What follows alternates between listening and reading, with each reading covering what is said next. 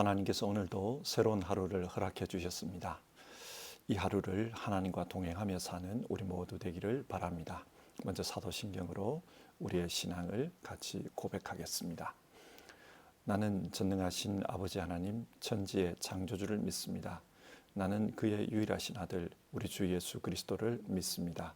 그는 성령으로 잉태되어 동정녀 마리아에게서 나시고 본디오 빌라도에게 고난을 받아 십자가에 못 박혀 죽으시고 장사된 지 사흘 만에 죽은 자 가운데서 다시 살아나셨으며 하늘에 오르시어 전능하신 아버지 하나님 우편에 앉아 계시다가 거기로부터 살아있는 자와 죽은 자를 심판하러 오십니다. 나는 성령을 믿으며 거룩한 공교회와 성도의 교제와 죄를 용서받는 것과 몸의 부활과 영생을 믿습니다. 아멘. 오늘 살펴보실 하나님의 말씀은 창세기 21장입니다. 창세기 21장 1절부터 7절까지의 말씀을 받들어 읽겠습니다. 주님께서는 말씀하신 대로 사라를 돌보셨다. 사라에게 약속하신 것을 주님께서 그대로 이루시니 사라가 임신하였고 하나님이 아브라함에게 약속하신 바로 그때가 되니 사라와 늙은 아브라함 사이에 아들이 태어났다. 아브라함은 사라가 낳아준 아들에게 이삭이라는 이름을 지어주었다. 이삭이 태어난 지 8일 만에 아브라함은 하나님이 분부하신 대로 그 아기에게 할례를 베풀었다. 아브라함이 아들 이삭을 보았을 때에 그의 나이는 100살이었다. 사라가 혼자서 말하였다. 하나님이 나에게 웃음을 주셨구나. 나와 같은 늙은이가 아들을 낳았다고 하면 듣는 사람마다 나처럼 웃지 않을 수 없겠지. 그는 말을 계속하였다. 사라가 자식들에게 젖을 물리게 될 것이라고 누가 아브라함에게 말할 엄두를 내었으랴. 그러나 내가 지금 늙은 아브라함에게 아들을 낳아주지 않았는가. 아멘. 성경에는 다양한 내용이 기록되어 있습니다. 그러나 그 내용 중 우리가 가장 주목해야 할 것은 하나님에 대한 것입니다. 성경은 우리에게 하나님이 어떤 분인지를 가르쳐주는 책입니다. 왜 하나님에 대한 말씀에 주목해야 합니까? 우리는 하나님을 믿습니다. 그런데 그 하나님이 어떤 분인지를 알지 못하면 어떻게 바르게 믿을 수 있겠습니까? 하나님을 알지 못하면 바른 신앙이 불가능합니다. 그리고 바르지 못한 신앙, 잘못된 신앙은 삶을 위험에 빠뜨립니다. 그래서 성경을 읽으며 성경이 말씀하는 하나님이 어떤 분인지를 아는 것이 중요합니다. 그래야 바른 신앙을 가질 수 있고 바른 신앙을 해야 영적으로 복된 삶을 살 수 있습니다. 여러분, 오늘 성경이 말씀하는 하나님은 어떤 분입니까? 성경 내용을 순서를 따라 살펴보겠습니다. 먼저 1절에서 7절, 이삭이 태어났습니다. 아브라함은 75세에 내가 너로 큰 민족이 되게 하겠다 하나님의 약속을 들었습니다. 그 약속의 말씀을 들은 후 정말 오랫동안 기다렸습니다. 25년이 지난 후 드디어 이삭이 태어났습니다. 오늘 성경은 이 이삭이 태어나는 장면과 관련하여 강조하는 바가 있습니다. 그것이 무엇입니까? 1절을 보시면요. 주님께서 말씀하신 대로 그리고 주님께서 약속하신 것을 그대로 이루시니 성경은 하나님께서 말씀하신 대로 약속하신 대로 이삭이 태어났다. 그것을 강조하고 있습니다. 자, 여기서 생각해 봅시다. 여러분, 지금 성경이 말씀하는 하나님이 어떤 분인 것 같습니까? 하나님은 말씀하신 것을 반드시 이루시는 분입니다. 신실하신 하나님이십니다. 그러면 이삭이 태어날 당시 그 당시 상황이 어떠했는가? 창세기 11장 30절은 사라는 임신하지 못하는 상태였다고 합니다. 여기서 임신하지 못했다라는 말을 히브리어로 보면 아카르인데요. 아카르라는 단어는 뿌리가 뽑혔다, 그런 의미입니다. 예를 들어 나무가 뿌리가 뽑혔으면 그 나무는 어떤 상태입니까? 비록 나뭇잎이 달려 있고 지금 현재 꽃이 피어 있어도 그 나무는 죽은 나무입니다. 현상적으로는 살아있는 것처럼 보이지만 뿌리가 뽑혔기 때문에 죽은 나무입니다. 이처럼 사라는 출산과 관련해서는 죽은 상태였습니다. 이삭이 태어날 당시 아브라함은 100세, 사라는 90세였습니다. 생물학적으로 볼 때 더 이상 생산이 불가능한 상태였습니다. 로마서 4장 19절은요, 이 상태에 대해서 이렇게 말합니다. 그는 나이가 100세가 되어서 자기 몸이 이미 죽은 것이나 다름없고 또한 사라의 태도 죽은 것이나 다름없는 줄 알면서도 아브라함도 사라도 죽은 상태와 다름없었다, 그렇게 표현합니다. 이런 상태에서 이삭이 태어난 것입니다. 여러분, 어떻게 이삭의 출생이 가능했을까요? 창세기의 말씀은 천지 창조로 시작합니다. 아무것도 없는 것에서 이 땅을 창조하신 하나님, 그 하나님께서 사라의 몸에 창조의 역사를 행하신 것입니다. 창조주 하나님께서 아브라함에게 말씀하신 것을 이루시기 위해 자신의 창조의 능력을 행하신 것입니다. 사람들은 맑은 밤하늘을 보면서 감탄합니다. 그 하늘에 별이 쏟아질 것처럼 많습니다. 그 별을 보고 있자면 자신의 존재가 얼마나 보잘것없는지 그런 생각이 듭니다. 그 광활한 우주의 크기에 비추어 보면 정말 한 인간은 정말 작은 존재에 불과합니다. 그런데 그 작은 존재를 위해 그 광활한 우주를 창조하신 하나님께서 자신의 능력을 사용하십니다. 자신이 말씀하신 것을 이루기 위해서 그 작은 존재를 위해 우주를 창조하신 그 하나님의 창조 능력을 사용하십니다. 그 결과 아브라함은 어떻게 되었습니까? 6절 사라가 이런 말을 합니다. 하나님이 나에게 웃음을 주셨구나. 하나님께서 웃음을 주셨습니다. 여기서 웃음이라는 단어는 히브리어로 사하크입니다. 창세기 18장을 보면 하나님께서 아브라함을 찾아와 내년 이맘때에 사라가 아들을 낳을 것이다, 그런 말씀을 하시는데 그 말씀을 사라가 엿들었습니다. 그 말씀을 엿듣고 사라가 웃었다고 해요. 이때도 사하크라는 단어가 사용되었습니다. 웃음에는 여러 가지 종류가 있습니다. 너무 어처구니 없는 상황이 되면 그때는 헛웃음이 나옵니다. 그리고 진짜 기쁠 때는 참된 웃음이 나옵니다. 사하크라는 단어는 이 두 가지의 의미가 다 있습니다. 신실하신 하나님은 사라의 헛웃음이 기쁨의 참된 웃음이 되도록 만들어 주셨습니다. 그래서 아들의 이름을 이삭, 웃음이라고 지었습니다. 이삭, 웃음이라는 뜻입니다. 신실하신 하나님은 어처구니 없는 웃음을 참된 웃음으로 바꾸어 주시는 그런 분이십니다. 본문의 두 번째 내용을 보겠습니다. 8절 이하에는 이스마엘이 쫓겨나는 이야기가 기록되어 있습니다. 이삭이 저절되는 날이 되어서 집안에 큰 잔치가 벌어졌습니다. 손님을 초대해서 연회를 베풀었을 것입니다. 그런데 그때 이스마엘이 어린 이삭을 놀리는 것을 사라가 보고 말았습니다. 여기서 놀리다라는 단어 역시 사하크입니다. 어린 동생이 귀여워서 데리고 노는 것이 아닙니다. 희롱한 것입니다. 이것을 본 순간 사라는 피가 거꾸로 흐르는 느낌이었을 것입니다. 그래서 아브라함에게 찾아가 저 요정과 그의 아들을 당장 내보내라 요구합니다.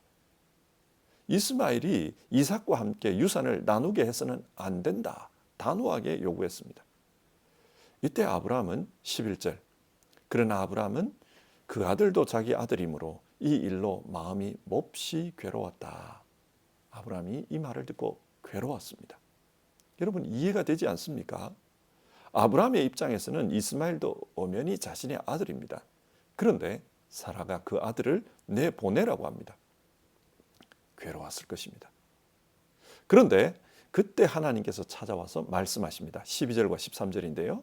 그 아들과 그 어머니인 여종의 일로 너무 걱정하지 말아라. 이삭에게서 태어나는 사람이 너의 씨가 될 것이니 사라가 너에게 말한 대로 다 들어주어라. 그러나 여종에게서 난 아들도 너의 씨니 그 아들은 그 아들대로 내가 한 민족이 되게 하겠다. 하나님은 아브라함에게 걱정하지 말라고 했습니다. 그러면서 사라가 요구하는 대로 하라고 합니다. 아브라함은 하나님의 이 말씀을 듣고 이스마엘을 내보냈습니다. 자, 생각해 봅시다. 여러분, 아브라함이 이스마엘을 내보낼 수 있었던 이유가 무엇입니까? 신실하신 하나님의 말씀을 믿었기 때문입니다. 말씀하신 대로 이삭이 태어나게 하신 하나님, 그 신실하신 하나님께서 이스마엘도 한 민족이 되게 하겠다, 그를 복되게 하겠다 말씀하십니다. 그렇기 때문에 그 말씀을 믿고 내보내는 것입니다. 자, 이렇게 신실하신 하나님을 믿고 믿음으로 행동했을 때 결과가 어떻게 되었습니까? 성경은 광야에서 일어난 일을 소개합니다. 하갈이 이스마엘과 함께 쫓겨난 후 광야에서 길을 잃어버렸습니다. 집을 나갈 때 가지고 갔던 물이 다 떨어지고 마실 물이 없습니다. 그리고 어린 이스마엘이 탈진해서 죽을 위기에 처했습니다. 이 광경이 굉장히 비참했던 것 같아요.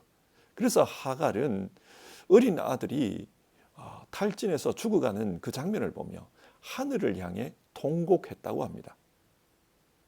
이렇게 통곡할 때 하나님께서 천사를 보내서 하갈에게 말씀을 전해줍니다. 하갈아, 무서워하지 마라. 저 아이의 울음소리를 하나님께서 들으셨다.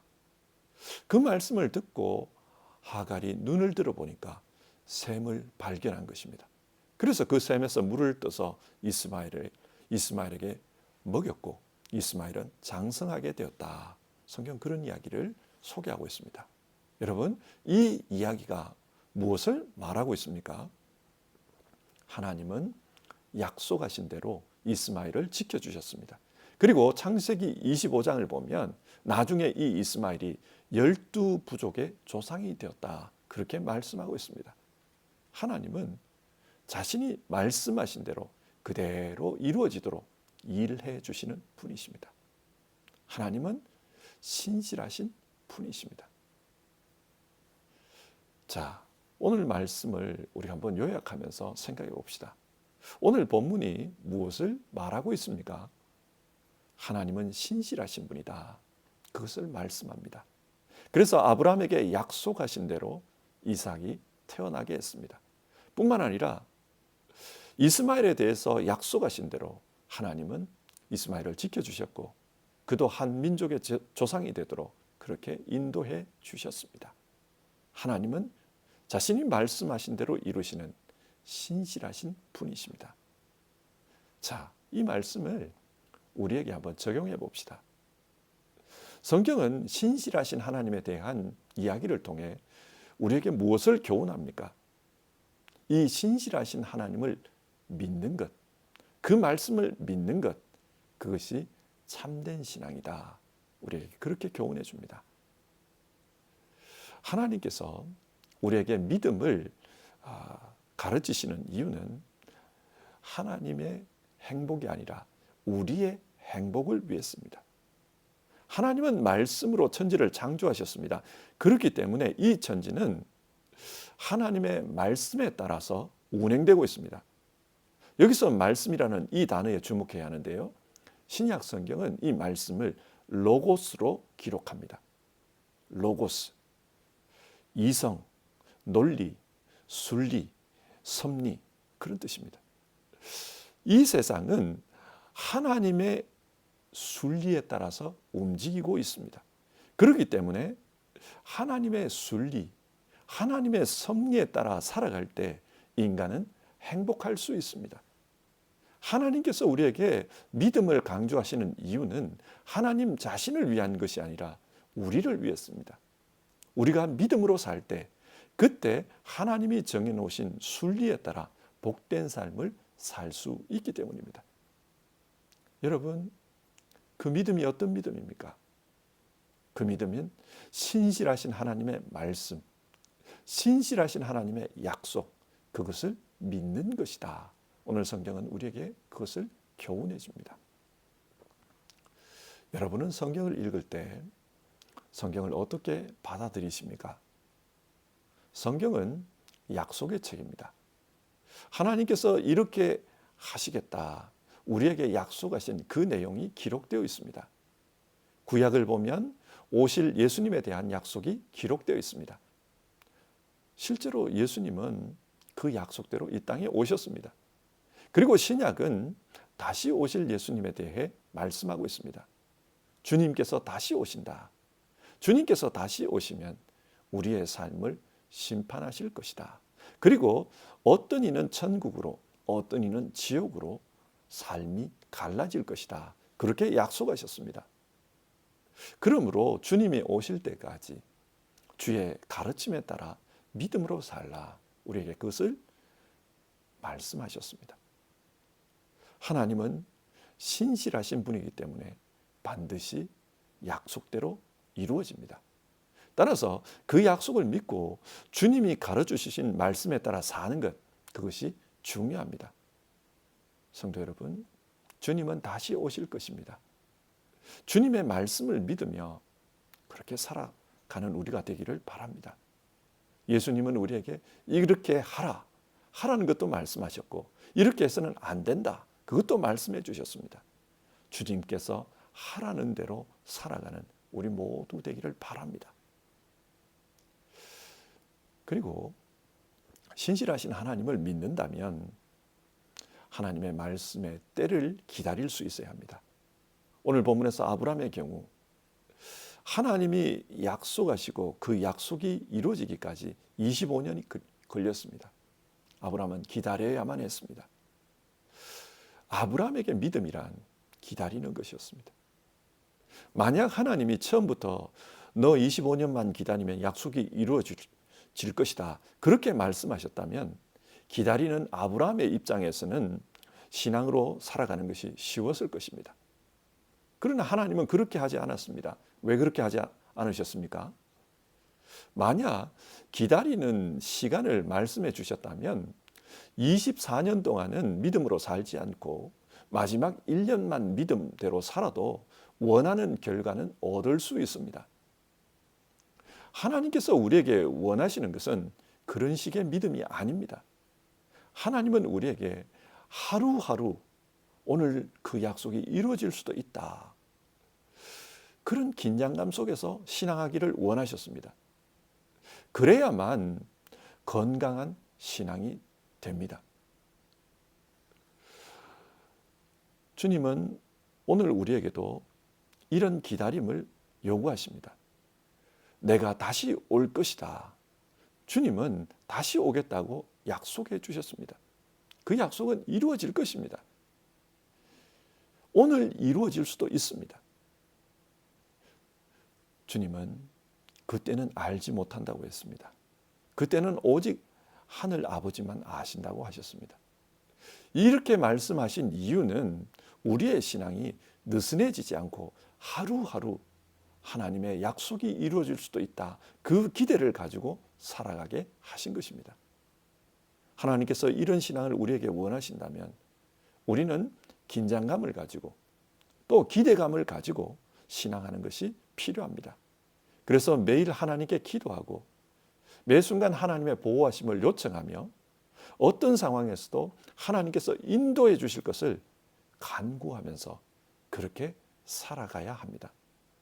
성도 여러분, 하나님께서 우리에게 이런 신앙을 요청하신다면 우리 모두 이렇게 살아갑시다. 기다리는 가운데 긴장감을 가지고 그리고 기대하면서 그렇게 신앙하는 우리 모두 되기를 바랍니다. 말씀을 맺겠습니다. 성경이 말씀하는 하나님은 신실하신 하나님입니다. 신실하신 하나님을 믿으며 오늘도 주님의 말씀대로 또 주님의 말씀이 이루어질 것을 기다리며 긴장감 속에서 기대감 속에서 신앙하는 우리 모두 되기를 바랍니다. 기도하겠습니다. 하나님, 오늘은 성경을 통해 신실하신 하나님에 대해 말씀을 나누었습니다. 우리는 살면서 때로는 불안하고 때로는 불확실한 현실을 마주합니다. 그래서 우리는 믿음이 흔들리기도 하고 우리 삶이 흔들리기도 합니다. 그러나 성경은 우리에게 우리가 믿는 하나님은 신실하신 하나님이다. 말씀하신 것을 반드시 이루시는 하나님이시다. 그렇게 가르쳐주고 있습니다. 신실하신 하나님을 믿고 사는 것이 우리가 행복하게 사는 길이며 그 하나님을 믿고 기다릴 줄 아는 것이 참된 신앙이라고 오늘 성경은 교훈합니다. 하나님, 성경이 가르치는 대로 믿음으로 사는 우리 모두 되게 하옵소서. 그리고 우리 성도님들 하루하루 믿음으로 사는 그런 삶을 살 수 있도록 도와주시옵소서. 우리 주님 예수님의 이름으로 기도드립니다. 아멘. 오늘 하루도 하나님의 말씀을 마음속에 품고 그 말씀 가지고 살아가는 우리 모두 되기를 바랍니다. 주님 가르쳐주신 기도로 아침 예배를 마치겠습니다. 하늘에 계신 우리 아버지, 아버지의 이름을 거룩하게 하시며 아버지의 나라가 오게 하시며 아버지의 뜻이 하늘에서와 같이 땅에서도 이루어지게 하소서. 오늘 우리에게 일용할 양식을 주시고 우리가 우리에게 잘못한 사람을 용서하여 준 것 같이 우리 죄를 용서하여 주시고 우리를 시험에 빠지지 않게 하시고 악에서 구하소서. 나라와 권능과 영광이 영원히 아버지의 것입니다. 아멘.